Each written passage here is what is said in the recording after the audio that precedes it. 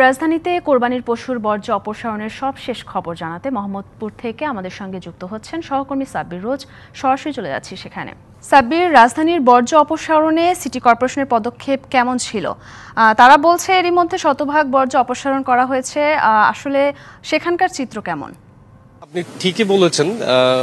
ঢাকার দুই city corporation, উত্তর দক্ষিণ দুই সিটি কর্পোরেশনে আমরা অনেকগুলা এলাকা ওয়ার্ড ঘুরেছি। আমরা দেখেছি যে তারা বর্জ্য অপসারণের ক্ষেত্রে যে পদক্ষেপগুলো নিয়েছিল, তাদের যে নির্দেশনাগুলো ছিল, সময়সীমা ছিল, তার মধ্যেই তারা পরিষ্কার পরিচ্ছন্নতার কাজ একেবারেই বলা যায় শতভাগ কমপ্লিট করে ফেলেছে। এবং আপনি জানেন আমাদের মেয়র মহোদয় দুইজনই খুব ছিল, মানে সতর্ক ছিল এই ব্যাপারটা নিয়ে, কারণ এর আগেও এই ব্যাপারটা নিয়ে অনেকটা বিশৃঙ্খলা তৈরি হয়েছে।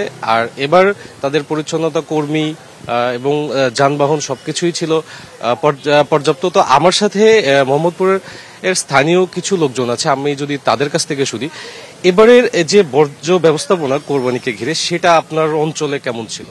নগদের কাছে সব গ্রাহকই প্রিয়, তাই তো সারা দেশে ক্যাশ আউট চার্জ সবচেয়ে কম। এবারে বিগত বছরগুলোর তুলনায় এবার অনেক সুন্দরভাবে ওরা সকাল থেকে পরিকল্পিতভাবে কাজ করেছে, যার ফলে এখন এলাকায় কোনো ময়লা আমরা দেখতে পাচ্ছি না। ওরা খুব পরিকল্পিতভাবে স্টেপ বাই স্টেপ ময়লাগুলো তাৎক্ষণিকই নিয়ে চলে গেছে, যাতে আমরা এলাকাবাসী খুব স্যাটিসফাই। নাগরিক সচেতনতার যে ব্যাপার, কোরবানিকে ঘিরে যে ব্যাপারগুলো আছে, সেটা আপনারা কতটুকু মেনেছেন? না, আমরা আলহামদুলিল্লাহ যতটুকু সুন্দরভাবে সবাইকে বলে কাজ করতে হয়েছে আমরা করেছি ইনশাআল্লাহ। আর আমাদের উত্তর সিটি কর্পোরেশনে বর্তমান কাউন্সিলর যতজন আছে, এতজনের মধ্যে আমাদের মধ্যে আল্লাহর রহমতে এই ওয়ার্ডে শফিকুল ইসলাম সেন্টু ভাই অনেক, উনি বলার সঙ্গে সঙ্গে সাড়া দেয়। আমাদের 33 ওয়ার্ডে আমাদের একটু সময় স্বল্পতা রয়েছে।